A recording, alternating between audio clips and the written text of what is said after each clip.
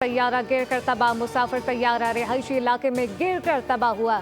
भारतीय मीडिया के मुताबिक तैयारे में 200 मुसाफिर सवार थे।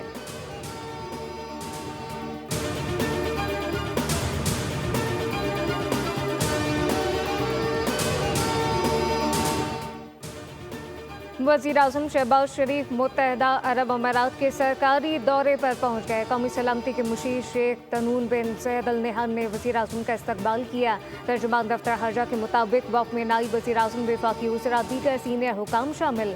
वज़ीर आज़म और यूएई सदर शेख मोहम्मद बिन ज़ायद में दो तरफ़ा मुलाकात होगी। बाहमी दिलचस्पी के अमूर, इलाकाई और आलमी अमूर पर तबादला ख्याल होगा।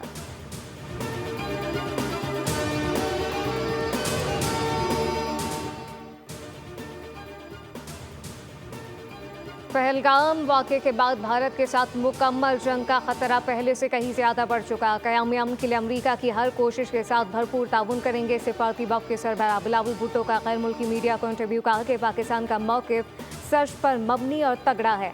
अमरीका को मालूम है हम दहशतगर्द गिरोहों से कैसे डील करते हैं।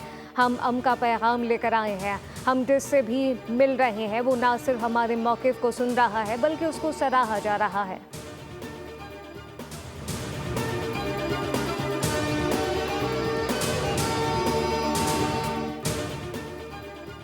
अमरीका और ईरान के दरमियान जौहरी मुज़ाकरात में अब तक मुतवक्के कामयाबी न मिलने के बाद इसराइल और ईरान एक बार फिर आमने सामने आ गए। अमरीकी मीडिया ने दावा किया कि इसराइल किसी भी वक्त ईरान पर हमला कर सकता है। इसराइली हुकाम का कहना है कि ईरान में ऑपरेशन के लिए पूरी तरह तैयार है। ईरान इसराइली हमले के रद्द अमल में मुमकिन तौर पर इराक में मौजूद अमरीकी अड्डों पर हमला कर सकता है, जिसके बायस अमरीका ने मशरिक़ वस्ता में मौजूद अपने कुछ शहरियों को फौरी वहां से निकलने की हिदायत कर दी।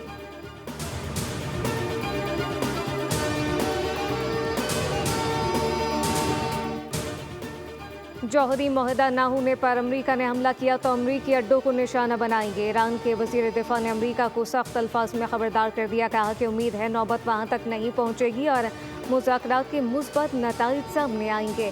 लेकिन अगर ऐसा हुआ और ईरान पर जंग मुसल्लत की गई तो दुश्मन के नुकसानात ईरान के मुकाबले में कहीं ज़्यादा होंगे। हमले की सूरत में अमरीका को इस खित्ते से निकलना पड़ेगा।